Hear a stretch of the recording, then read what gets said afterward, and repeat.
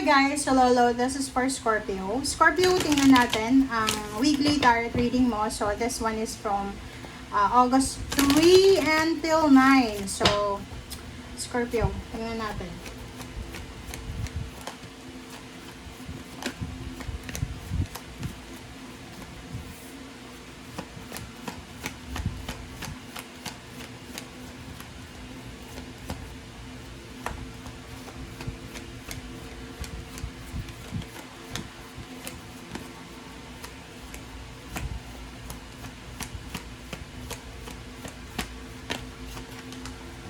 Okay.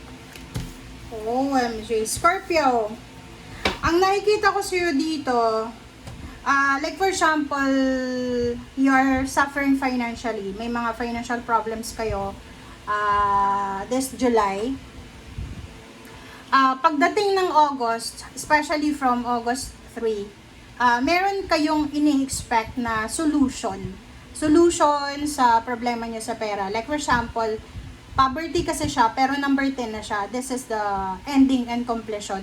10-10 siya, diba? 10-10. So, sinasabi ng barahan na pagdating ng linggong ito, you're expecting something na positive. You're expecting something na posibleng solution, answer sa mga financial problems mo. Halimbawa, you're looking for a job, posibleng makakahanap ka na ng trabaho.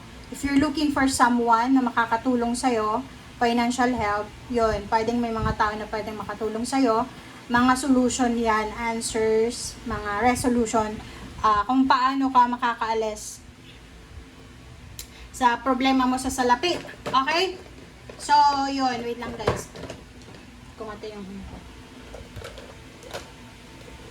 Okay guys, so yun. So, sabi ng bara sa'yo dito, this week, kung ano man yan na hinihintay mo, you need to be patient ha. Huwag kang masyadong magmamadali. Okay? May matatapos eh. Like, yung iba sa inyo dito, halimbawa na nag-resign ka na, siguro last week mo na lang to sa trabaho mo. Last week mo na lang sa trabaho or pwedeng last mo na lang na pera yan. So, marami kang ini-expect na kasagutan sa mga financial mong problema. What's that? Okay, wait lang guys nalobat ako.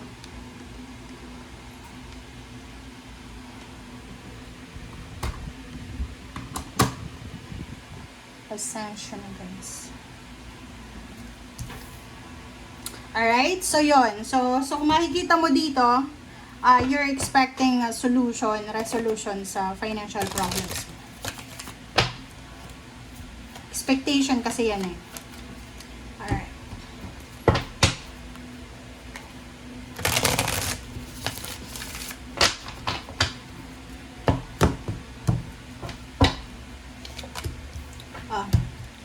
Eight of Swords.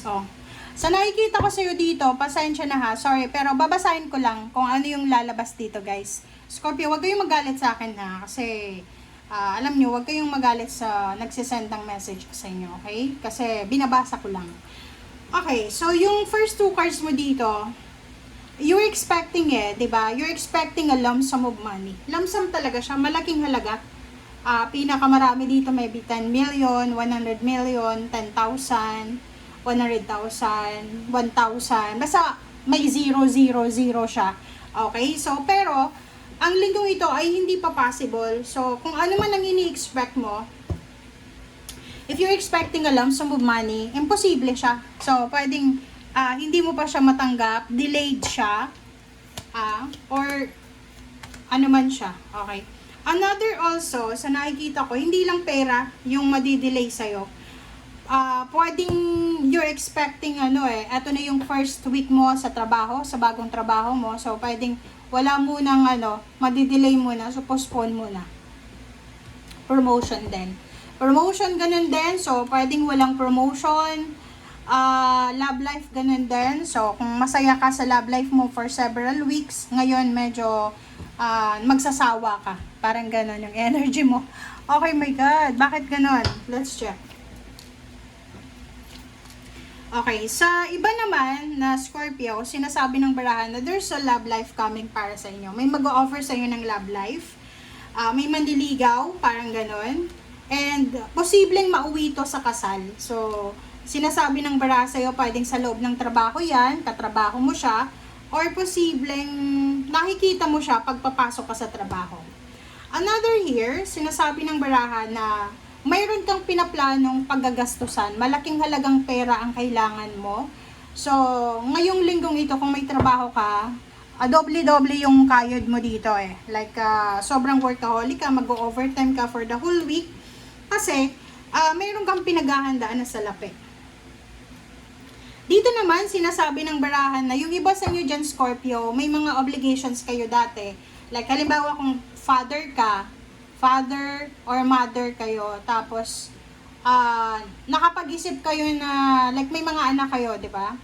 So, para mabawasan yung obligations, posibleng i-abandona mo yung anak mo. Parang gano'n, or i-abandona mo yung kapatid mo, i-abandona mo yung magulang mo. So, eto siya.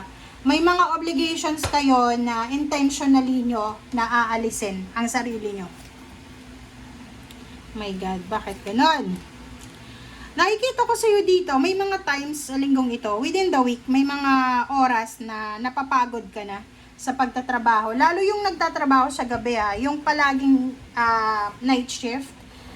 Nakikita ko sa iyo dito na napapagod na kayo. Pagod na kayo sa mga sacrifices niyo sa buhay.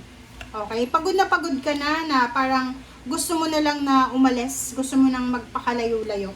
You're planning to travel para maghanap ng trabaho. You're planning to relocate para maghanap ng trabaho. Nakikita ko sa iyo dito, focus mo ngayon is gawing balanse ang finances. So, kahit anong klaseng trabaho, papasukin mo. So, sa nakikita ko sa iyo dito, mag-iingat ka. Huwag kang magpadalos-dalos sa mga decision making mo kasi uncertainty to eh. Diba? So, wala tayong alam. Heartbreak. So, yun lang. Sa nakikita ko sa'yo dito, medyo madidisappoint ka.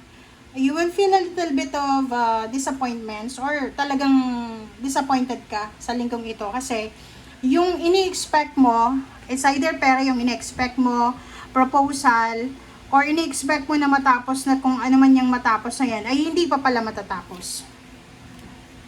By the end of the week, medyo makakaramdam ka ng konting takot.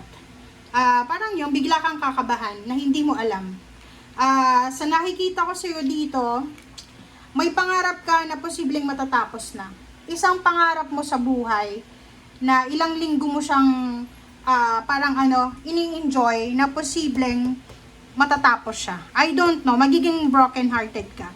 Saturday, Sunday, or Friday, Saturday, Sunday, sa nakikita ko sa'yo dito, may mga pangarap kayo sa buhay na madidisappoint kayo kasi hindi siya magkakatotoo or bigla kang dadalawin ng depression or anxiety na puro na lang negative yung maiisip mo by the end of the week. Nakikita ko heartbroken ka kasi yung ini-expect mo ay posibleng hindi mangyari by the end of the week. Lalo na yung mga pangarap mo, parang maiisip mo na imposibleng mangyari na yon. Okay? So, there's also pregnancy here. Unexpected pregnancy. Lalo doon sa mga Scorpio na ayaw ng mabuntis.